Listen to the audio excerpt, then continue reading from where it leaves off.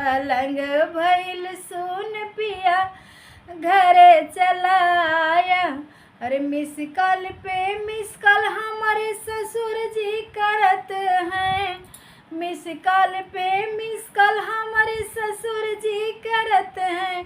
नौकरिया ऐसन चीज बेटा घरे जिनी आया, नौकरिया ऐसन चीज बेटा घरे जिनी आया। पलंग भइल सुन पिया घरे चला आया, पलंग भइल सुन पिया घरे चला आया।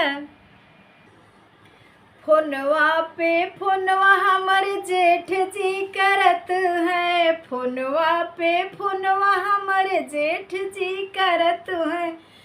नौकरी ऐसन चीज भैया घरे जिनी आया, रुपया ऐसन चीज भैया घरे जिनी आया।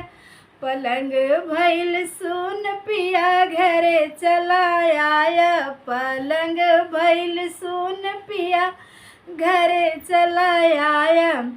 अरे वीडियो कॉलिंग पे कॉलिंग हमारे ननद जी करत हैं, वीडियो कॉलिंग पे कॉलिंग हमारे ननद जी करत हैं।